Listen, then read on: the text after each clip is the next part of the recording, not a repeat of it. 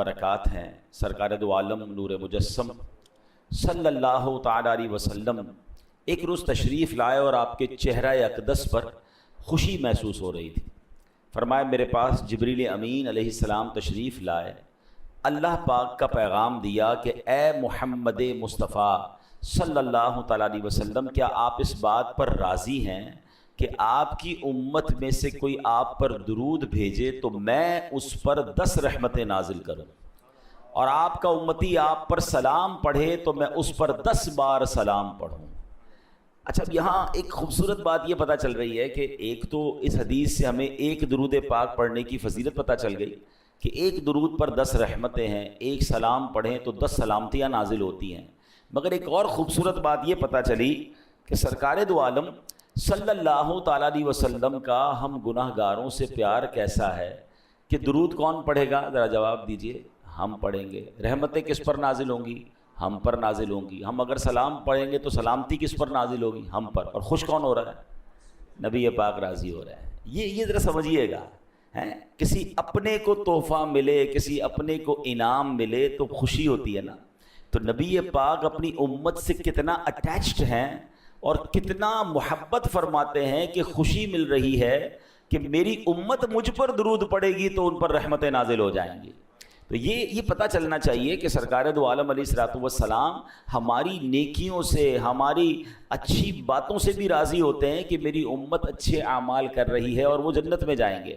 تو ہمیں نبی پاک علیہ الصلوۃ والسلام کی رضا کے لیے بھی درود پاک بھی پڑھنا ہے، خوب نیکیاں بھی کرنی ہیں، اور اپنے آپ کو انشاءاللہ گناہوں سے محفوظ بھی رکھنا ہے۔ آئیے مل کر محبت کے ساتھ درود پاک پڑھ لیں۔ صلو علی الحبیب صلی اللہ تعالی علی محمد صلی اللہ علیہ وسلم۔ آج قرآن پاک کی کون سی آیت اور اس پر ہم جو گفتگو کریں گے، ہماری کوشش یہ ہوتی ہے کہ کچھ قرآن کی باتیں کی جائیں، کچھ قرآن سے میسج لیا جائے۔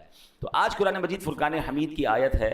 اللہ کریم قرآن میں ارشاد فرماتا ہے، پارہ نمبر 1 ہے، سورہ بقرہ ہے اور آیت نمبر ہے 85۔ بسم اللہ الرحمن الرحیم۔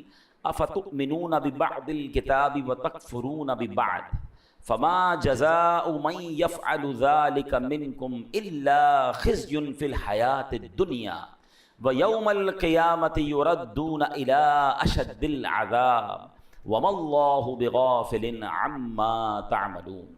آسان ترجمہ قرآن کنز العرفان۔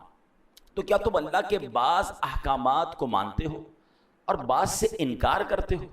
تو جو تم میں ایسا کرے اس کا بدلہ دنیاوی زندگی میں ذلت و رسوائی کے سوا اور کیا ہے، اور قیامت کے دن انہیں شدید ترین عذاب کی طرف لوٹایا جائے گا، اور اللہ تمہارے اعمال سے بے خبر نہیں ہے۔ اے میرے پیارے اسلامی بھائیوں، اس آیت میں جو ہمیں میسج دیا جا رہا ہے نا، وہ بڑا کمال کا میسج ہے۔ بیسیکلی شان نزول تو یہودیوں کے لیے تھا کہ ان سے اللہ کریم نے 3 باتوں کا تورات میں وعدہ لیا تھا۔ ایک دوسرے کو آپس میں قتل نہیں کرو گے، ایک دوسرے کو جلا وطن نہیں کرو گے، یعنی گھروں سے نہیں نکالو گے، تم میں سے کوئی شخص قید ہو جائے یا غلام بنا لیا جائے تو اسے خرید کر آزاد نہیں کرو گے۔ لیکن انہوں نے کیا کیا؟ 3 وعدوں میں سے 1-2 باتیں ماننا شروع کر دیں اور ایک اپنی مرضی سے قتل و غارت گری کرنے لگے۔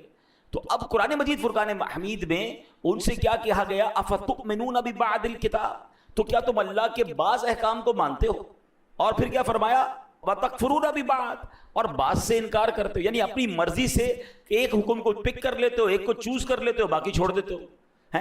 اب جو یہ کرتا ہے تو پھر اس کے بارے میں اس کی سزا کیا بیان فرمائی قرآن نے؟ فَمَا جَزَاءُ مَن يَفْعَلُ ذَلِكَ مِنكُمْ، یعنی کیا جزا جو کرے یہ تم میں سے، فرمایا الا خزي فی الحیات الدنیا، مگر رسوائی دنیا کی زندگی میں، یہ دنیاوی سزا تھی۔ اب مزید فرمایا وَيَوْمَ الْقِيَامَةِ يُرَدُّونَ إِلَىٰ أَشَدِّ الْعَذَابِ، اور قیامت کے دن انہیں شدید ترین عذاب کی طرف لوٹایا جائے گا۔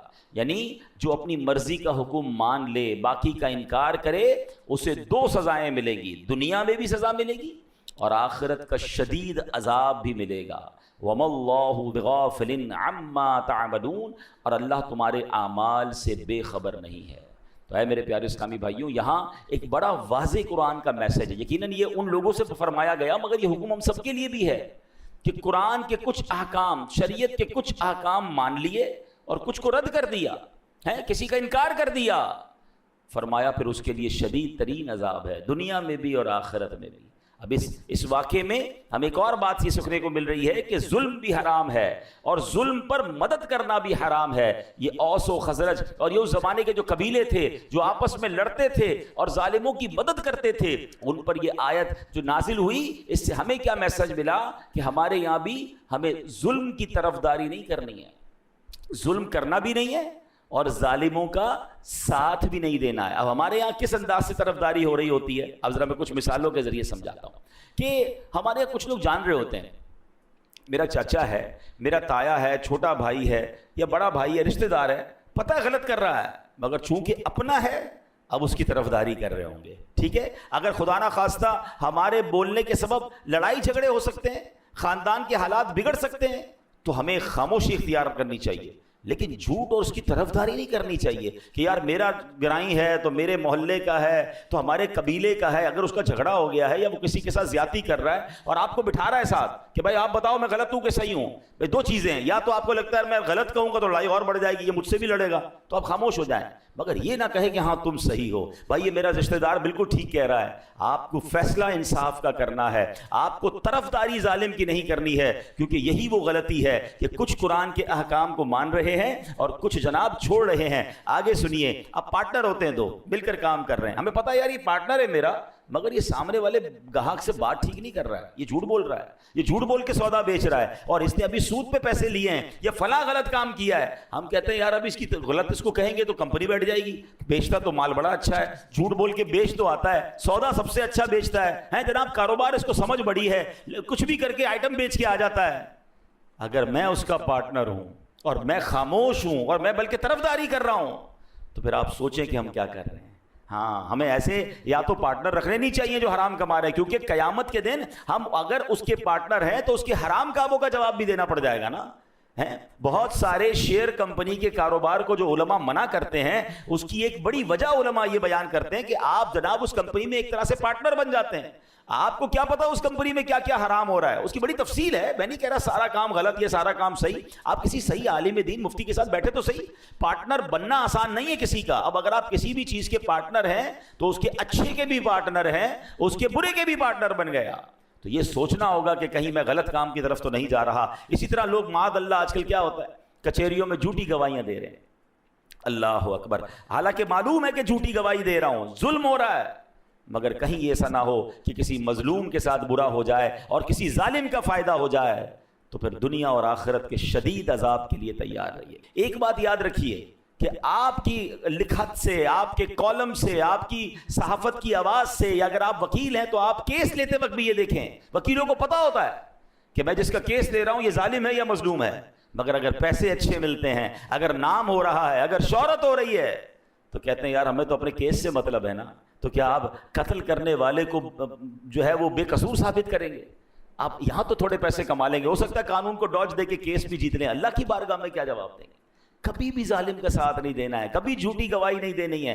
دو باتیں ہیں، شریعت کہتی ہے اگر آپ ظلم کے خلاف آواز نہیں اٹھا سکتے تو کم از کم ساتھ تو نہ دینا ہے، آپ خاموش ہو کے سائڈ پہ ہو جائیں، لیکن یہ ہونا ضروری ہے۔ اور جو ماشاءاللہ کہتے ہیں نا حسینی قافلے کے سپاہی ہوتے ہیں، وہ تو ظلم کے خلاف کھڑے ہو جاتے ہیں، اور پھر کھڑے ہوتے ہیں، نقصان ہوتا ہے تو نقصان سے ڈرتے نہیں۔ بہرحال میرے پیارے اسلامی بھائیوں، ہم نے یہ بات سمجھنی ہے۔ اب آج کل ہمارے معاشرے میں ایک اور بڑا فتنہ آیا ہے، اور وہ کیا ہے؟ آدھی جہالت ہے، کیونکہ قرآن نے بڑا پیارا حکم دیا ہے، افتؤمنون ببعض الکتاب وتکفرون ببعض، تو کیا تم اللہ کے بعض احکام کو مانتے ہو اور بعض سے انکار کرتے ہو؟ تو اب ہوا کیا ہے، ایک بات یاد رکھیے گا، آدھا جاہل جو ہوتا ہے وہ بہت خطرناک ہوتا ہے، کیونکہ کچھ لوگ قرآن کی ایک دو آیتیں یاد کر کے، ایک دو حدیثیں یاد کر کے اب احکام شریعہ بیان کرنا شروع کر دیتے ہیں کہ یہ ناجائز ہے، یہ جائز ہے۔ ارے بھائی قرآن میں تو لکھا ہے، ایسا تو کر ہی نہیں سکتے۔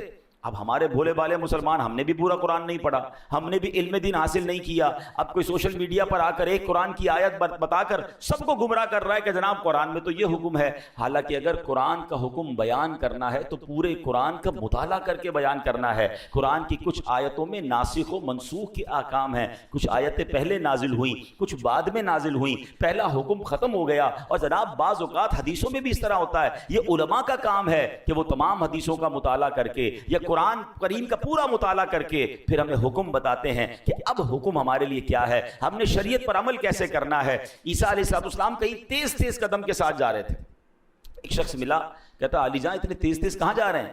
تو کہا میں نے ایک بے وقوف کو دیکھ لیا ہے، اس سے دور بھاگ رہا ہوں۔ عرض کیا علی جان آپ تو بڑے شاندار شخصیت والے ہیں، بڑی شان والے ہیں، آپ تو مردے زندہ کر لیا کرتے ہیں۔ آپ نے بڑا خوبصورت جملہ فرمایا مردے زندہ کرنا آسان ہے، بے وقوف کو سمجھانا انتہائی مشکل ہے۔ ہاں، یہ بے وقوف کی جو دوستی ہوتی ہے نا، اور بے وقوف سے اگر کوئی دین سیکھ رہا ہے تو پھر اس کا بیڑا غرق ہی ہونا ہے۔ تو پہلے یہ چیک کیجئے کہ ہم علم دین کس سے سیکھتے ہیں، ہم جس سے سیکھ رہے ہیں اس نے بھی سیکھا ہے کہ نہیں سیکھا۔ اور جمعہ 8 دن ہوئے اور جناب بیٹھ کے ہمیں سکھانا شروع کر دیا۔ یہ باقاعدہ ایک پوری نالج ہے، یہ پوری ایک سائنس ہے، اور قرآن فہمی ہر کسی کا کام نہیں ہے۔ اب آپ ذرا غور کیجئے یہ بے وقوف کہاں تک پہنچتا ہے جب ایک قرآن کی آیت سے معاملے کو سمجھے۔ مولا علی شیر خدا کرم اللہ تعالی وجہ الکریم کی شان کا عالم کیا ہے؟ میرے آقا فرماتے میں علم کا شہر ہوں، علی اس کا دروازہ ہے۔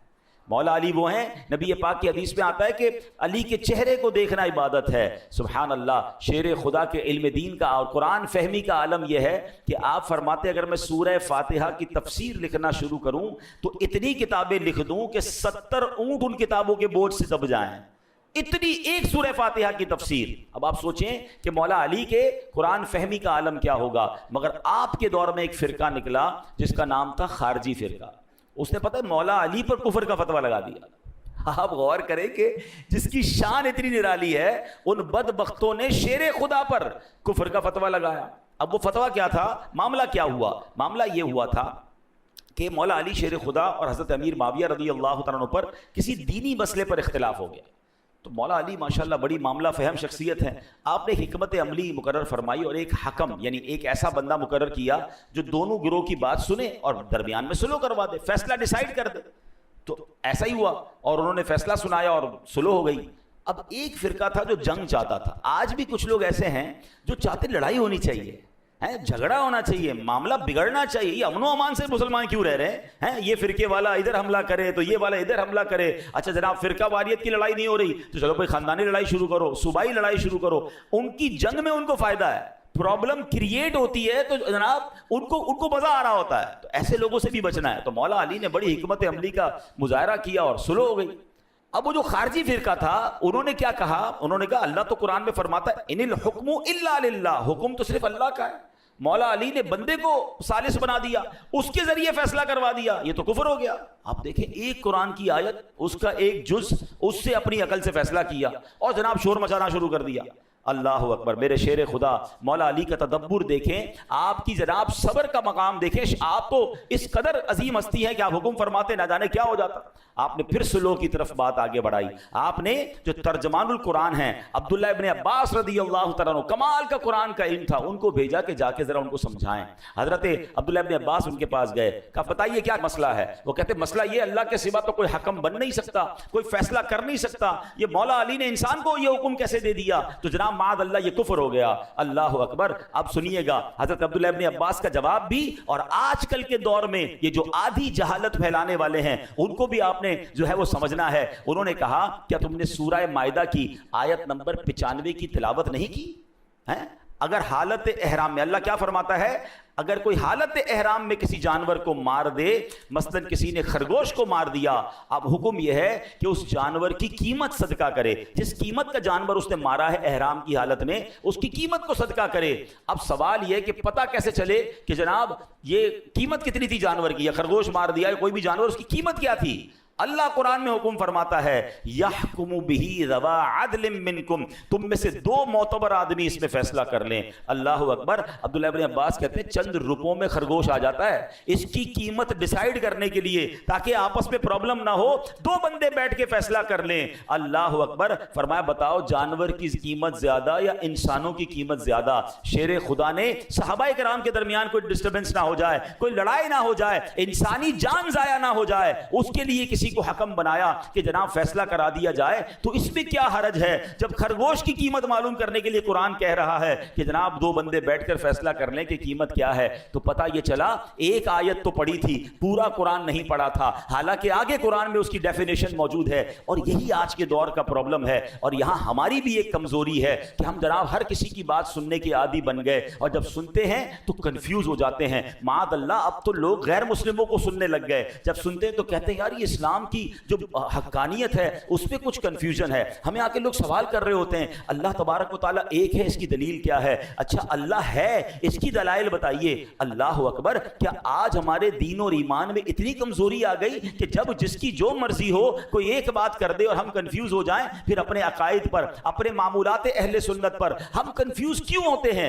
کیونکہ ہمارے پاس بھی علم نہیں ہے، شیطان کو موقع ملتا ہے وہ ہمیں ڈسٹرب کرتا ہے۔ تو خدا را سب سے پہلے یہ ذہن بنا لیجئے کہ ہم نے دین کس سے سننا ہے، دین کس سے سیکھنا ہے۔ بڑے سمجھدار لوگ بیٹھے ہیں، میں اگر آپ سے سوال کروں کہ جناب آپ نے اپنا گھر بنانا ہے تو گھر کس سے بنائیں گے؟ تو آپ کہیں گے بلڈر سے بنائیں گے۔ تو میں کہوں یار آپ نے کپڑے بڑے اچھے پہنے، لگتا ہے درزی بھی بڑا اچھا ہے، اسی سے گھر بھی بنا لیجئے، کپڑے بڑے اچھے سیتا ہے، آپ کا گھر بھی اچھا بنا دے گا۔ آپ کہیں گے جناب درزی کا کام تو کپڑے سینا ہے۔ مولانا صاحب آپ کی لگتا ہے طبیعت ٹھیک نہیں ہے، درزی کپڑے سیتا ہے، بلڈر جو ہے وہ گھر بناتا ہے۔ اچھا جناب، پھر اس کے بعد آپ کو جناب ڈاکٹر کی ضرورت پڑی، طبیعت خراب ہوئی، تو اب میں آپ کو کہوں کہ آپ ایسا کیجئے کہ آپ چپل بڑے اچھے سلوا کے لائے تھے، اسی بندے سے آپ اپنی دوائی بھی لے لیجئے۔ آپ کہیں گے لگتا ہے آج آپ نے دوائی نہیں پی ہے کہ جناب چپل سینے والا جو ہے وہ ہمیں دوائی کیسے دے گا؟ تو کمال ہے کہ دنیا کی ہر فیلڈ میں آپ اپنے لیے اس فیلڈ کا ایکسپرٹ تلاش کرتے ہیں۔ موچی سے جوتے سلواتے ہیں، درزی سے کپڑے سلواتے ہیں، ڈاکٹر سے دوائی لیتے ہیں، بلڈر سے گھر بناتے ہیں، ان کو آپس میں مکس اینڈ میچ نہیں کرتے۔ تو اب بتائیے نا دین کس سے سیکھنا چاہیے، شریعت کس سے معلوم کرنی چاہیے؟ کیا ہر اس شخص کو یہ حق حاصل ہے؟ میرا دین اتنا مظلوم ہے۔ اچھا اب ایک اور فینومینا لوگ لے کر آئے کہ جناب انٹرنیٹ پر تو ساری چیزیں موجود ہیں، اب تو اے آئی کا زمانہ ہے، سوال کیجئے جواب مل جاتا ہے۔ قرآن پاک پڑھنے کی اور جناب اس کی اتنی بڑی بڑی تفسیریں پڑھنے کی ضرورت کیا ہے؟ اور جناب پڑھنا بھی ہے تو کسی عالم کی ضرورت کیا ہے، کسی مفتی کی ضرورت کیا ہے، کسی ایکسپرٹ کی ضرورت کیا ہے؟ قرآن موجود ہے، تفسیریں موجود ہیں، ہم خود ہی مسئلہ نکال لیں گے، ہمیں علماء کی حاجت نہیں ہے۔ چلے تھوڑی دیر کے لیے آپ کی بات مان لیتے ہیں کہ جناب کتاب سے پراپر علم مل جاتا ہے، ٹھیک ہے، کتاب میں سب چیزیں موجود ہیں۔ چلے اب میں آپ ہی کی بات آپ کی طرف دوبارہ بڑھاتا ہوں، اللہ نہ کرے آپ میں سے کسی کو کوئی پرابلم ہو جائے یا آپ کے گھر میں کسی کا آپریشن ریکوائرڈ ہو، تو جناب آپ بھی کتاب اٹھائیے کہ ٹانگ کا آپریشن کیسے ہوگا۔ بلکہ اب صرف کتاب نہیں ہے، یوٹیوب پر تو ٹیوٹوریل موجود ہے نا، ویڈیو بھی موجود ہے کہ یہ والا آپریشن کیسے ہوگا۔ تھوڑا مزید سوال اے آئی سے کر لیجئے کہ کون سا چاقو استعمال کروں، کون سی چھری استعمال کروں، پہلا کٹ کدھر لگاؤں، دو چار دوست جمع ہو جائیں اور ٹانگ کا آپریشن گھر میں کر لیجئے، 2-4 لاکھ روپے بھی بچ جائیں گے۔ آپ کہیں گے یار کیا ہو گیا آپ کو؟ بھائی جان کا معاملہ ہے، کسی ایکسپرٹ سے کروانا پڑے گا، کتابوں میں ضرور لکھا ہے لیکن ٹانگ ضائع ہو جائے گی، دل کا آپریشن ہم نہیں کر سکتے، حالانکہ اس کا پورا طریقہ انٹرنیٹ پر موجود ہے۔ آپ کہیں نہیں، اس کے لیے برسوں کا ایکسپرٹ چاہیے، بلکہ آپریشن تو اس سے کروائیں گے جس کا آپریشن کرنے کا تجربہ بھی ہو اور اس کا آپریشن کامیاب بھی ہوتا ہو۔ 4 دوستوں سے بھی پوچھیں گے، 3 رائے لیں گے، ایک رائے پر بھی لوگ آپریشن نہیں کراتے۔ کرنا بھی یہ چاہیے کہ 3 طرف سے رائے لے کر پھر آپریشن کی طرف جانا چاہیے۔ آپ کہیں گے جان کا معاملہ ہے، جسم کا معاملہ ہے، باڈی خراب ہو سکتی ہے۔ سبحان اللہ، آپ نے میرا ہی جواب دے دیا حضرت۔ اب میرا جواب سن لیجئے، مجھے ایک بات بتا دیجئے، کسی کی ٹانگ زیادہ قیمتی ہے یا اس کا ایمان زیادہ قیمتی ہے؟ میرے ایمان پر جس کی جو مرضی آئے چھری کانٹے لے کر آ جائے کہ میں تمہارا ایمان کا معاملہ ٹھیک کرتا ہوں، تمہارا دین میں تمہیں سمجھاتا ہوں، آپ پڑھ لینا، آپ ہی خود ہی قرآن سے اور تفسیر سے پڑھ لیں۔ آپ کہیں گے نہیں جناب، باقی دنیا کے معاملات میں جب ایکسپرٹ ریکوائرڈ ہے تو مجھے قرآن کے علم کے لیے بھی فہم القرآن والا مفتی اور عالم ریکوائرڈ ہے، برسوں جس نے پڑھا ہو، جس کی جناب تفسیر پر نظر ہو، جس کی عقائد مضبوط ہوں۔ ارے وہ خود اگر سچا نہیں ہے تو مجھے کیا دین سکھائے گا؟ تو اے میرے پیارے اسلامی بھائیوں، اے بھولے بھالے مسلمانوں، خدا را اپنی زندگی کا یہ آپ ذہن بنائیے کہ سب سے قیمتی سرمایہ تو ایمان ہے، اور ایمان کے معاملات میں، دین کے معاملات میں میں نے کسی ایکسپرٹ سے، کسی صحیح العقیدہ مفتی سے اور عالم دین سے انشاءاللہ دین پڑھنا بھی ہے، سیکھنا بھی ہے، اور آدھی جہالت سے بچنا ہے۔ جب آپ قرآن پورا پڑھتے ہیں، کبھی بھی کوئی ایک آیت سن کر، ایک حدیث سن کر کنفیوز نہ ہو جایا کریں، کسی عالم دین سے رابطہ کریں، وہ آپ کو بتائے گا کہ یہ آیت کے بعد یہ بھی تو آیت موجود ہے، یہ حدیث کے بعد یہ بھی تو حدیث موجود ہے، اور وہ ان دونوں کو ساتھ سامنے رکھ کے جب آپ کو جواب دیں گے تو آپ کا ایمان تازہ ہو جائے گا۔ اللہ کریم ہمیں شریعت کے احکام کو صحیح طریقے سے عمل کرنے کی توفیق عطا فرمائے۔ اب یہاں پر میں چلیں ایک آیت اس لیے بتا دیتا ہوں کہ اس میں ہمارا انشاءاللہ آج کا ایک موضوع بھی ہے، وہ بھی کور ہو جائے گا کہ اب جناب قرآن کی ایک آیت بیان کرنے والے کرتے بھی ہیں، ترجمہ کیا ہے؟ تم فرماؤ میں ظاہراً تمہاری طرح ایک بشر ہوں۔ اللہ نے اپنے حبیب کو کیا فرمایا کہ لوگوں سے کہہ دو میں تو تمہاری طرح کا ایک بندہ ہوں۔ اب کچھ جاہلوں نے، وہ آدھے جاہل ہے نا کہ دیکھو نبی پاک خود کہہ رہے ہیں وہ ہماری طرح کے آدمی ہیں، اور تم کہتے ہو جناب وہ نور ہیں اور وہ جناب بہت عظیم ہستی ہے، خود فرما رہے میں تمہاری طرح کا ہوں۔ تو قرآن ادھورا پڑا، ایک آیت پڑھی، اب اگلی آیت سن لو۔ اللہ قرآن میں فرماتا ہے قد جاءکم من اللہ نور، بے شک تمہارے پاس اللہ کی طرف سے ایک نور آ گیا ہے۔ سبحان، پتہ کیا چلا؟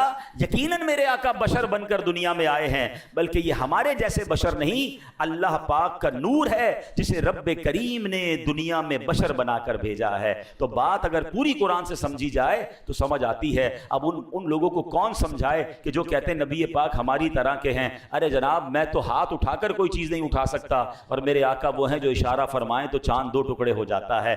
ہماری گھڑی ہمارے قابو میں نہیں آتی ہے، اور میرے آقا دعا کریں، مولا علی کہیں کہ حضور نماز عصر چلی گئی ہے، اور میرے آقا دعا فرمائیں تو سورج کو واپس پلٹا دیں۔ تو ایسے کون کہہ سکتا ہے کہ ہمارے جیسے ہیں؟ اللہ اکبر، نبی پاک تو وہ ہیں جو وجہ تخلیق کائنات ہیں۔ ہی از the reason of the all creation۔ میں اور آپ تو دنیا میں آ گئے ہیں، مگر بتاؤ تو صحیح دنیا بنی کس کے لیے ہے؟ خود رب فرماتا ہے لولا